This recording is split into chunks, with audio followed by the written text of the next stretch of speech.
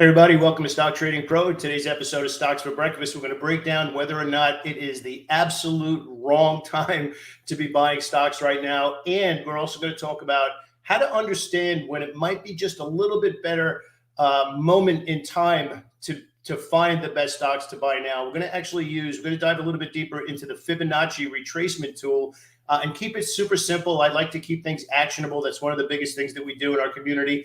There's so much information here on YouTube and everywhere else that you could watch a million YouTube videos and end up being more confused. So what I really want to do today is help you understand a very simple way to understand a concept that we call well bid. And essentially it means how deep a pullback happens in a bullish rally. Now, we're going to talk about the S&P 500 hitting that 5,000 level, what that means for new opportunities to buy stocks.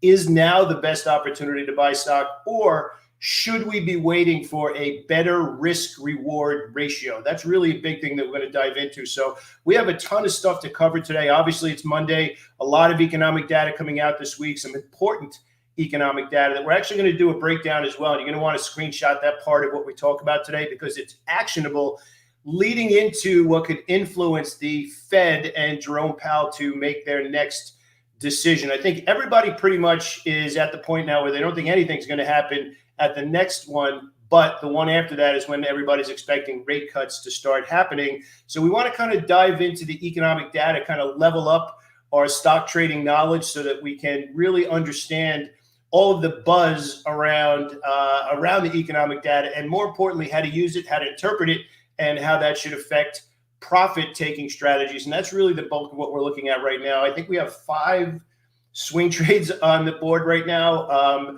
One more that we're looking for today, but it's actually going to end up being a short sale today. And the reason for a short sale today is I'm not calling a top in the market. I want to be super clear about that. There's a very, very big difference between believing that the stock market is a short sale versus believing that the market is bearish. Very, very big difference. And getting out of or moving up trailing stop losses is very, very different from picking a top. And we don't want to pick a top. That is probably one of the worst ways to try and make a living or to see success. You might be right once out of 10, but the other 9 will wipe you out. It's just not worth it. If you take any suggestions from me, bottom fishing and top picking is just not a consistent way of doing things. It works once in a while and you feel good about it, but it's trust me, I did it early in my career. It's not good. So stick around. I'll be back in just 1 second. We just got to get this up on the screen. Okay, so thank you so much for being here with me today. Just if you could do me a favor, if we do a good job today and we earned it, do me a favor, give us a thumbs up and make sure that you subscribe. It would mean the world to me, but it also would let me know what kind of information you like. So the big thing we're going to talk about today is the S&P 500 and hitting that 5,000 level. And then we're going to kind of work our way into new opportunities. We're going to break down the market as well.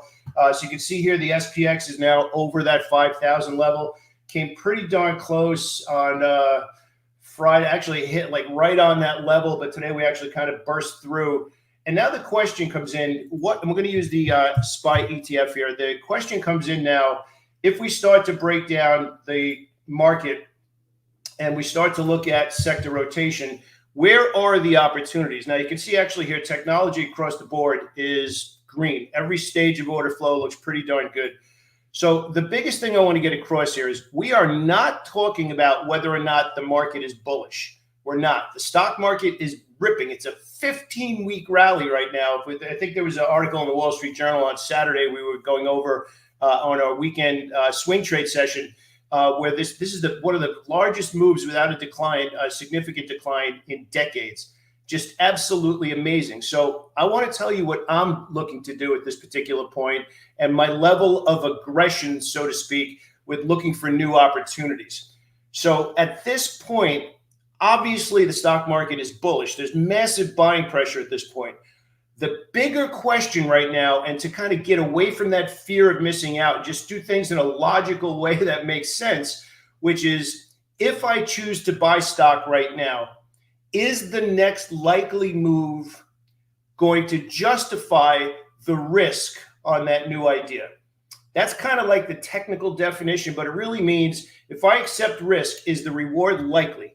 Now, likely versus the next move is not the same thing. Okay, that's very, very important. So I want to kind of walk over to the S&P 500, and I want to give some actionable stuff of what I'm looking for the next move. So I just want to be super clear about this. I am now moving up my trailing stop losses. We got some big economic data we're going to talk about in just a second. And we have the S&P 500 hitting that 5,000 level. There's some psychological stuff going on right now, some way overextended stocks. I think probably SMCI just absolutely amazing right now. Congratulations if you happen to have it from low levels. This stock on January 18th, so not even a month ago, was in the lower 300s, right around 313, and now it's printing 750 pre-market this morning. This is the kind of move that if we kind of measure this out, and we're actually going to start from over here. Excuse me. We're going to use the Fibonacci retracement level. You could use it in whatever software you're using. And by the way, you can do this. It doesn't matter if it's a 5-minute chart or a 5-year chart. It doesn't make a difference. Basically the same thing. So we can actually see here from starting from this move where we kind of paused over here and took off. Generally speaking, the color of the boxes here, let me actually get these guys off the screen here. The color of the boxes are the depth of the retracement. So now I want to hit you with a little bit of trader lingo here, okay? So when we have these retracements, what we are looking to do is to basically get a measurement of the strength of the prevailing trend. So in other words, if we have this big move to the upside and a stock pulls back and then starts rallying in that direction again, how deep was that pullback? Now, I want to tell you how I use that. First, we'll get into the indicator in a second, but essentially what that tells me is that, and I'm going to show you Abercrombie and Fitch as a pretty good example, but we're going to use it in the S&P to kind of set up the next trade, and then we're going to get into sector rotation and looking at some ideas heading into this week.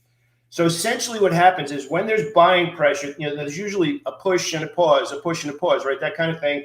We really have not had any significant pauses for a while, right? And we're going to measure the S&P 500 as well. But what we're looking for is we're looking for a spot that if we buy, we're comfortable with the risk, and the next likely push justifies accepting that risk. And that's a really big part of trading, right? Trading is about revenue versus expenses. Revenue is learning how to make money and make profitable trades. Expenses are sometimes we have to take losses on trades, and that's just the cost of doing business, right? But our job, the more experience we get, we do a better job of setting up trades where the expenses are lower, and we eventually learn how to make more on the winners. So if we could kind of bring that into focus over here in SMCI, and basically in this move that's pretty much from 300 to now 750, what we are looking for is a reasonable decline to set up a buying opportunity where we're comfortable with the downside and the next likely move justifies that risk. Now, these boxes, these colored boxes, essentially represent the depth of the pullback. Now, there's a lot of levels in there, but I just want to point out the one that matters the most to me, which is the 50% level. So very similar to the 50-period moving average for swing traders, the 50% level basically measures the depth of the pullback, which is half of the move that we're measuring. Now, that, similar to the 50-period moving average, is the deepest that I'll be looking to even consider buying. And look at how far away that is. That's $375. That's how far away and how fast the stock is moving to the upside, which is also why we're talking about fear of missing out today. So to give you metrics, right?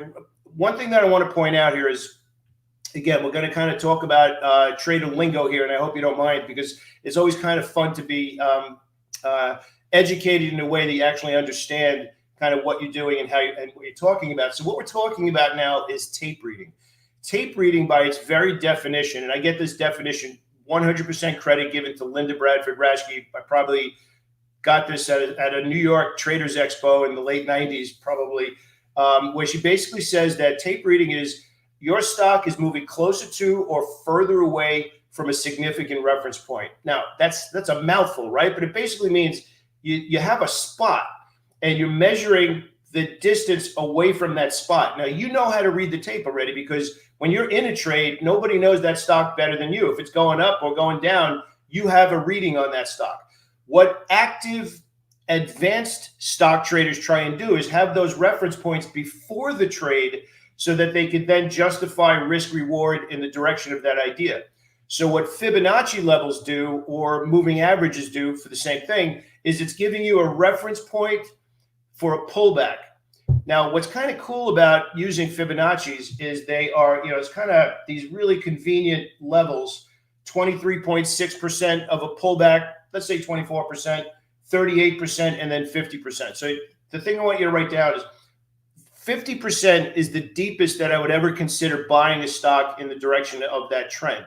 Now, here's the most, I think, fun part about it. So if we look at this box here, which is basically 24%, if I get an entry in that box, I would feel pretty good because that is what we would call well bid. Well bid essentially means that it was not able to pull deeply back and started back in that direction, or even went sideways.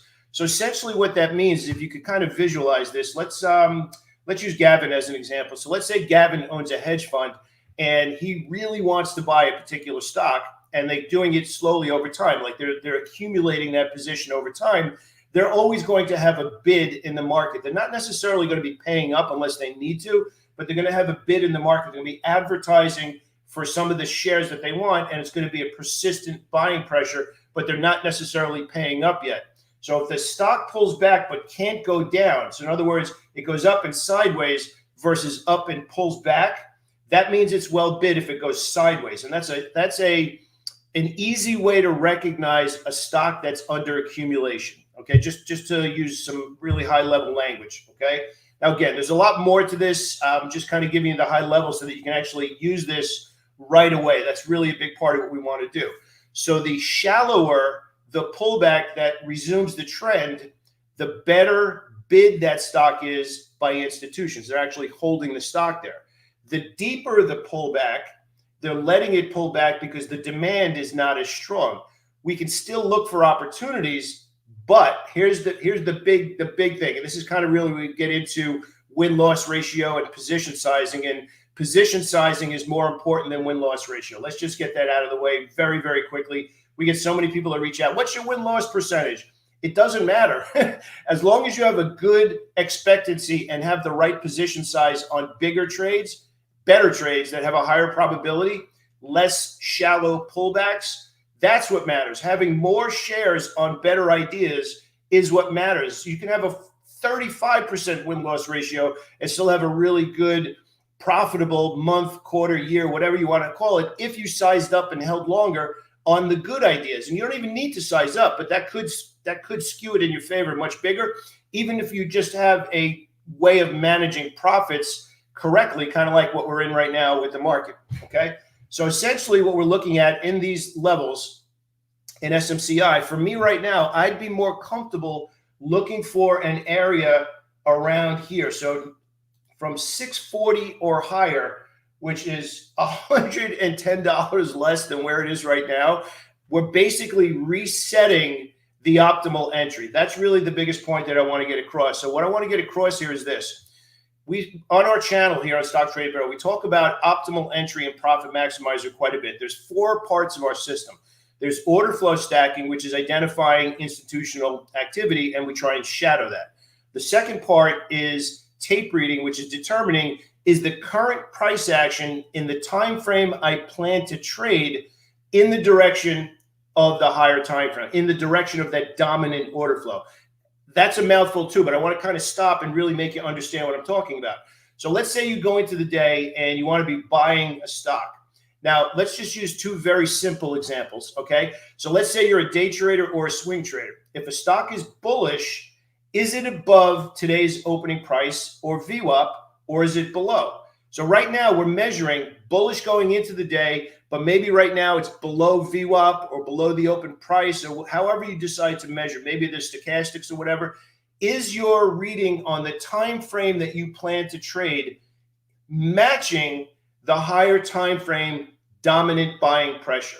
This is where a lot of traders get into trouble and can't figure out why they're not making money, because they are not using a progression of this is perfect, and as we move away from perfect, that has to make us adjust our position size. So tape reading is whether or not that current order flow in the time frame you're trading is in the same direction as the higher dominant time frame. So for example, the last 15 weeks, massively dominant. But what if you want to go into that day or that week and it just keeps going down? Well, that's not doing what you wanted to. So you would either trade less share size or wait for what we're talking about now, a Fibonacci level that the stock might pause at. So if we can kind of look at that again, 640 or above. I would love to see this thing pull back a little bit, kind of like this, actually, almost identical to this, and then kind of close near the high, resetting a new move. Now, if it pulls back a little bit deeper, or even the deepest part that I would look for, which would be the 50% retracement, I would still consider those ideas, but those ideas would have less initial position size. That's really the big thing I want to get across.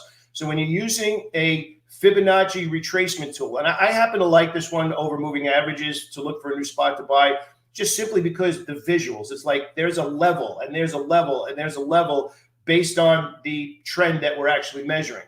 So the deeper the pullback, even if it still meets that criteria above the 50% retracement level, I will go in with less position size because it was able to pull back that far. So that's what we want to talk about. So when we're looking at this, and I want to give you a visual, you probably want to screenshot this. When we're looking at this, if we are in the shallow box, which is 24% retracement or less, I would tend to have a little bit more initial position size. And you can see here, it didn't pull back, and that would be more aggressive position size. It went up and basically pulled back for one day. That would be a little more aggressive position size. And now we kind of went sideways, but now we're kind of $125 beyond where the last move started. So I want to give you an example right now in Abercrombie and Fitch, where you can actually see this pullback that started. So we're a little bit late on this entry, but I want to give you a visual. And first of all, how amazing is that trend? How many people have been watching this stock since last year? We're talking about 32 to 112. Boring Abercrombie and Fitch, right? But let's actually go from the most recent move where it kind of went sideways here for roughly 3 weeks. So let's just kind of pull that in here again. And I do want to show you, because you can actually do this on any time frame. I'll give you an example in a second. So now we have the levels here where the 24% retracement is right around 98-ish, like kind of right in that, almost exactly at 98. So that would be the next level that I would be comfortable above or better, right?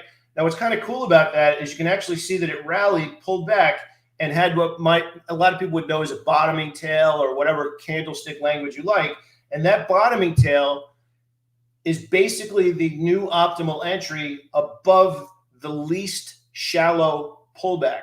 And you can see we actually just kind of pushed up and retraced that high. So right around that area, 104, 105. So basically it'd be about $5 late if you were looking to buy it right now, which kind of actually brings me to another point, which is why we're talking about fear of missing out today. If you decide that you want to be buying some of these stocks after the move has started, this is when you need to make another decision on position management. So again, remember, everything we're talking about here is for educational purposes. It's my job to kind of like just make you think differently, that every trade is not the same. And if every trade is not the same, then it's just logical that every trade should not have the same initial position size. Now, we can build our way into those positions. So for example, when we talk about position sizing and we look at technology, which has stacked order flow across all three stages that we look at for swing trading, that's a little bit of a better idea than some of these other ones that really don't have at all. So I want you to write this down, because this could make a really, really big difference. And again, talking about fear of missing out and which stocks to buy now, some of these stocks are obvious, but what's the next level distinction we need to make is what is the right amount to start a new position with, both from a capital allocation position perspective. And I just want to really make you understand what that means. Okay. Capital allocation is basically the real risk on an idea is the quality of the idea. So we have order flow, which is how obvious it is, how long has it been obvious, and has that kind of been affected into other sectors and industry groups? In other words, is it just one stock that looks pretty good? Okay, that stock has institutional attention. Or is it that one stock and then 10 other stocks in that industry group also? So that means, let's just say, I'm not sure who RSI is, but let's say RSI owns a hedge fund, and is his hedge fund, or her, I'm sorry, I don't know if it's a man or a woman, is their hedge fund buying that entire sector? So you have one stock with order flow, then you have a sector with order flow, or maybe an industry group. So I want to give you a visual of this, because it's kind of fun, This is really where the treasure hunt of trading kind of unfolds, where you're kind of building clues for better decisions. And then once you find kind of like the right pond to go fishing in, then the next step is, what is the right initial risk, the initial allocation? And I want to give you some numbers, and these are not hard and fast rules. They're just a delineation to give you an idea that you need to qualify your trade differently. Do I love this trade? It's amazing. Everything is lined up. So maybe you take a 5% allocation of whatever you're willing to risk on that idea. So let's say, for argument's sake, you have a $50,000 trading account and you decide to break that up into 2 trades. So 2 positions, right? So that'd be 25,000 allocated to one position and 25,000 allocated to a different position. Then we would take, let's say, 5% if we really like the idea, and then we kind of reverse engineer the right share size, which is the risk amount with the entry and the stop loss. That kind of gives you the share size. So for example, if we were going to risk $500 for a $1 stop loss, that would be 500 shares. If we were going to risk $500 for a $2 stop loss, that would be 250 shares. So you kind of understand. So the allocation in the idea of 5%, 3%, 1% is really based on the quality of the idea, and which is the third part of what we do, which is the optimal entry, which is timing. If you're buying it at the perfect moment and it has great order flow, you could probably get in there with a little bit more initial position size because you got the idea and you have the timing down, just like I showed you in a couple of ideas. ANF actually was the perfect example there. Then the third part, obviously, is what if we're a little bit late? What if we buy 3, 4, 5 days after the fact? And now, like a lot of people are having fear of missing out on some of these ideas. Well, you have 2 choices. You can use the Fibonacci and wait for it to pull back a little bit and then look for a new entry. Or, now this is really important, if you are chasing the stock a little bit and it's a little bit late to be a buyer of that stock where it's obvious, but it's already rallied 10%, 15%, 20%, but you're like, oh my gosh, I need to get involved because I'm going to miss out on this amazing move. What if it keeps going?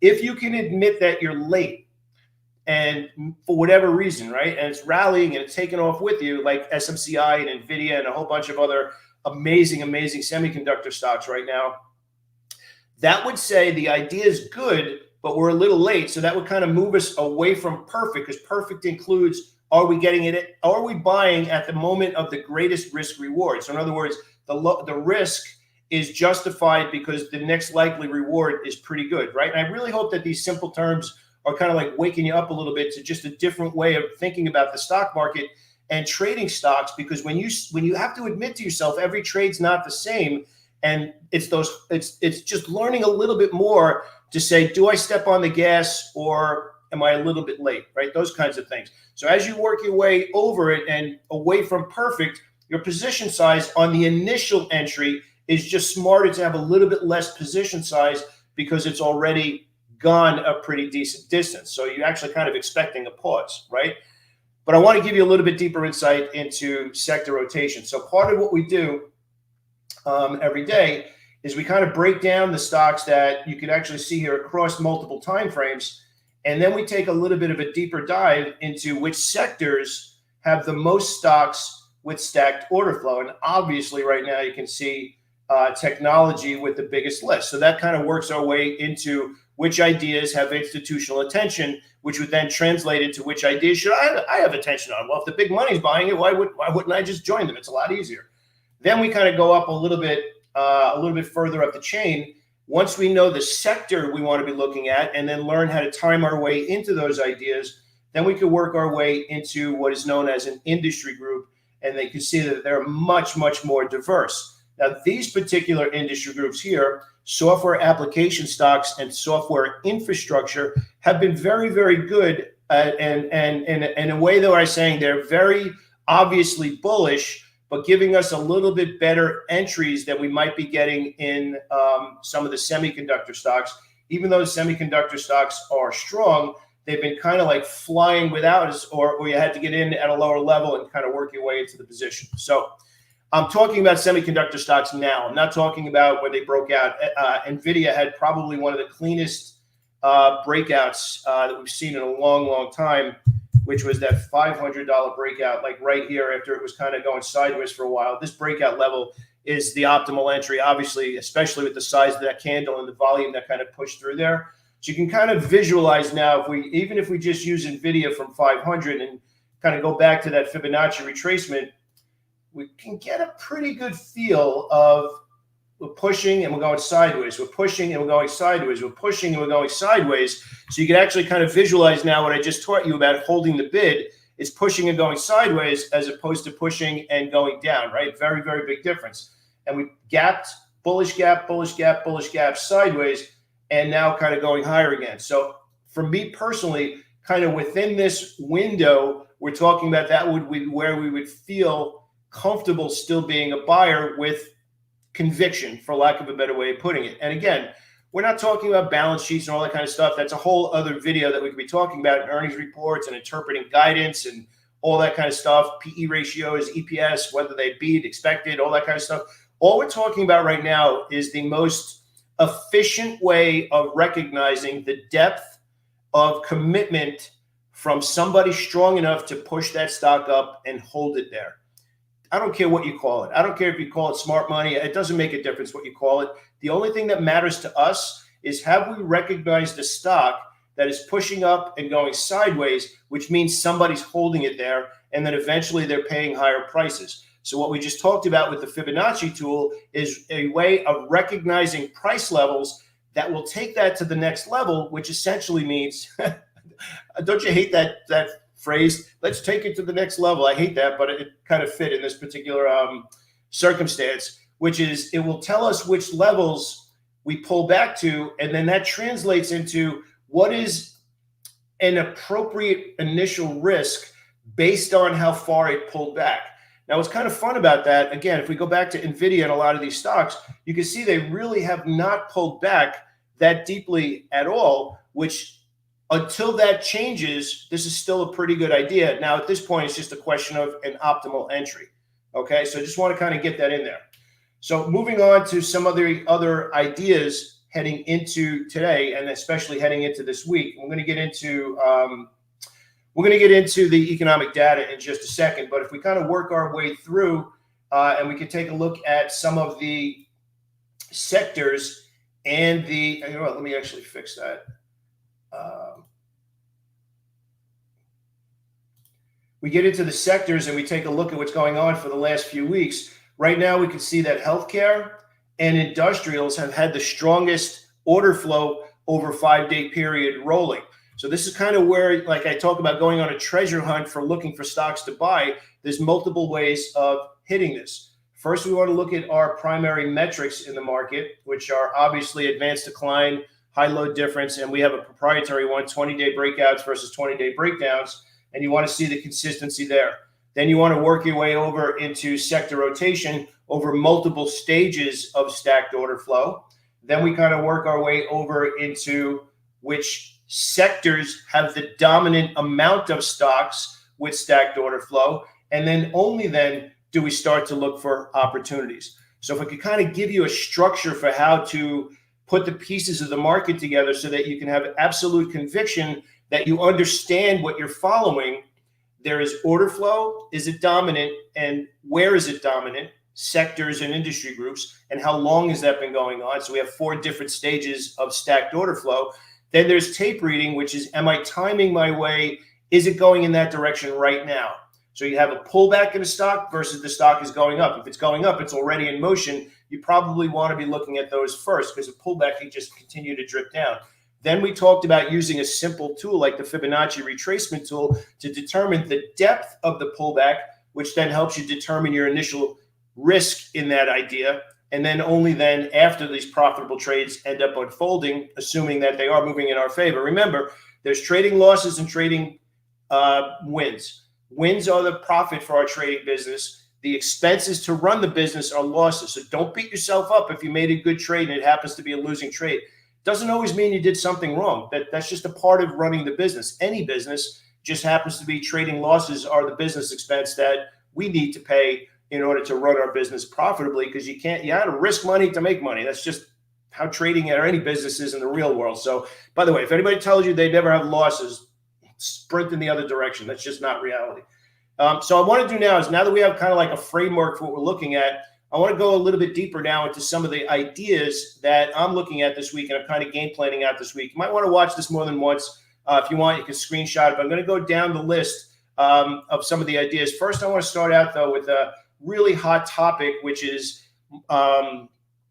market breadth. And market breadth is essentially how many stocks, other than these giant Microsoft, NVIDIA, Berkshire Hathaway, Apple, Amazon, Google, Meta. We're looking for some more stocks and some better buying pressure spread out over a bunch of other stocks. So this is basically the last 4 weeks of trading. It's okay. It's not green across the board like you might see in a raging bull market where the market's making new highs, but nothing's changed yet. So I want to be clear. When I'm talking about fear of missing out, we're talking about buying too late. We're not talking about whether or not we're bullish. There's a very big distinction between the two, okay? So the other thing we want to talk about today is obviously the economic data that's coming out this week. So first we're going to start here and take a look at the economic data. We have CPI coming out scheduled for tomorrow. Obviously, the primary gauge that the FOMC, Jerome Powell at the Fed, are going to look at for making decisions on interest rates, right? So obviously they have kind of pushed that off again, but this is a big deal to know. So what we are potentially looking at this week with the CPI data, with retail sales, with the initial jobless claims, and then PPI on Friday, we're kind of lining up in a way where the S&P 500 hit that 5,000 level. All this economic data is coming out right now this week, just after, while the S&P is hitting that number. There's a chance that we're going to get to a point this week where you're going to start to see a lot of headlines that are going to say, well, that was okay, but does that justify us continuing to have this raging 15-week bullish move right now where we justify the valuations, we justify the bullish tone, and you might see some people taking some profits off the table. Now, there's nothing wrong with that because we just talked about, we kind of set up this entire conversation with, okay, fine. If we pull back a little bit, we now have levels that we can look at in any individual stock that we are trading. And whether it's a day trade using a Fibonacci level or whether it's a swing trade using a Fibonacci level, it doesn't matter. You're measuring a trend that you're trading. Okay. So I just want to kind of give you the context of what I'm thinking this week is we have that big milestone on the S&P 500, that 5,000 level. We have some big inflation data coming out this week.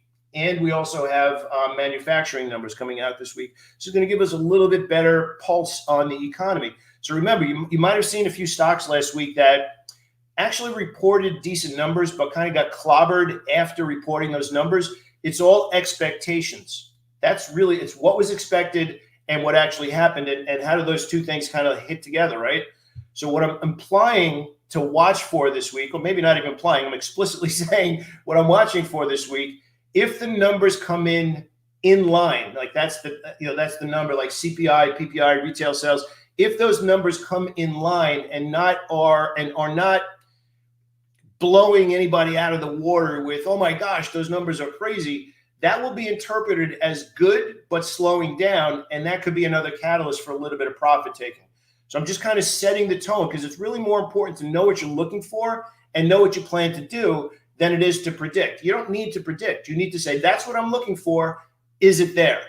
That's so much less stressful. So when these numbers start to come out, which they start Tuesday, 8:30 in the morning, pre-market, an hour before the market opens, with, just to give you a little bit of a snapshot of that again, CPI, that's the start, 8:30 tomorrow, scheduled for tomorrow, February 13th. Crude oil, not really a big one right now. They're still kind of in a trading range. Retail sales, big. Jobless claims big on Thursday, manufacturing and more retail sales, and then PPI on Friday. So basically what that means is that there's some pretty decent numbers for us to be aware of this week. And in order for this 15-week amazing rally to continue, those numbers are going to have to be better than expected. That's essentially what we're talking about. So when we talk about fear of missing out, you have to know what's coming out in order to determine, is it too late to buy? Now we kind of tied that into understanding levels, resetting that optimal entry, and feeling a little bit more comfortable with looking to buy if we do pull back and where. Now, the big thing I want to talk about, whether it's using a moving average that pulls back or Fibonacci like we just talked about, you still want price action to confirm that it's stopped going down. So we just showed you before what's known as a bottoming tail where it pushed down and then reversed. So at least you have a little bit of buying pressure that pulls back and then starts that new move in that direction, okay? So what I want to kind of finish up with here is just giving you some ideas that I'm looking at this week heading into, based on sector rotation, based on those two sectors I just showed you, which are technology and consumer cyclical. Now, with the GDP numbers that came out a couple of weeks ago, market's on fire, the economy's on fire. So it kind of makes sense that jobs are through the roof and the economy measured by GDP is looking fantastic. Numbers were blown out of the water, that consumers have a little bit extra money to spend. That's what that particular sector is. Some people call it consumer cyclical. Some people call it consumer discretionary. I think the easier way to say it's discretionary because it's discretionary money. There's extra money on the table. Then we have to say what companies would benefit if people have extra money at this particular moment. Now, whether you do or not, that's a whole other discussion. That was another Wall Street Journal article about if the economy is so strong, why is everybody so angry? That's a whole other article that was in the Wall Street Journal. So I'm going to give you this breakdown. You could pause the video, snapshot it, whatever you want to do. But this is at least how I'm starting my week out, knowing that those economic numbers are coming out a little bit later in the week. Okay. So as we kind of work our way through sector rotation, you can kind of see what's going on here, right? And then obviously what we're talking about here, 15 weeks is a long rally to not have a meaningful pause after a bunch of scans and twisting the data in multiple directions. This is it's not easy to find new stocks that I love for new entries. Very tough without a reasonable pause of decline. So that's kind of what we're talking about right now. And if you happen to be long from lower levels, if you bought stocks from lower levels and you're hanging on to those, awesome. Have a plan in place if they start to pull back. And we just kind of gave you that idea, right? So obviously SMCI is like through the roof right now, or a little bit beyond the optimal entry. NVIDIA actually did just pop out of a pause. You can actually see a push and a pause. Friday, it kind of just pulled out of there. Now, I'm looking at some other ideas that have a little bit better reward potential and manageable risk that have not gone beyond that point. 4 happens to be one of those stocks that I'm looking at right now. IBM is another good example. If we could kind of give you an example in IBM using the tool that we just talked about and kind of measure this most recent move over here. So we're just going to start here where it kind of started the rally. And you can kind of see that it actually pulled a little bit deeper. So a lot of the ones that we talked about before stayed up here in the 24% level, which would have been this entry, but it never gave us a new entry, pulled back a little bit. But again, the deeper the pullback, I still like it. It just wouldn't be as aggressive as if it went sideways. So you can kind of, hopefully I'm giving you a good visual here to really understand that. Okay, so IBM over 188, that's the level I'm looking for. Abercrombie and Fitch, we just talked about that one before. Again, consumer cyclical stocks, Airbnb, you can kind of see how I like to map this out. So really what I'm looking for, it continues to show price discovery around 150, but 170, 175 is the next level that I'm looking for. So you can kind of see how we're talking about which are the best stocks to buy now based on the depth of the pullback, which stocks to buy now based on the sector or industry group. And then we kind of really work that way into which stocks have reward potential that kind of justifies taking the risk. So if a lot of this stuff is new to you, I have no problem if you'd like to ask a follow-up question. Leave a comment in the leave a comment below the video. I'll be more than happy. Somebody actually asked last week, I thought was a great question. What's the difference between the advanced decline line and new highs and new lows, which is great. So you can actually see that in the previous comments as well. All right. Got a lot going on this week. It does kind of feel a little bit like we hit that milestone. Again, we're not guessing a top. I want to be clear. We are preparing for a pullback. That's very, very different from saying it's topped out. If it continues to grind higher, we'll continue to move up those trailing stops. But you got to be aware of all the stuff that's coming out this week because it is some pretty significant stuff that the Fed's going to be watching, which means that we, as smarty pants in the stock market, we need to be paying attention to that stuff too. So thank you so much for joining me here today. If you have any follow-up questions, please do me a favor. Leave a comment below the video. I promise I'll get back to you as soon as I can. Let's make it an awesome, awesome week of trading. Let's go do it. All right. Have a great day, everybody. I'll speak to you soon.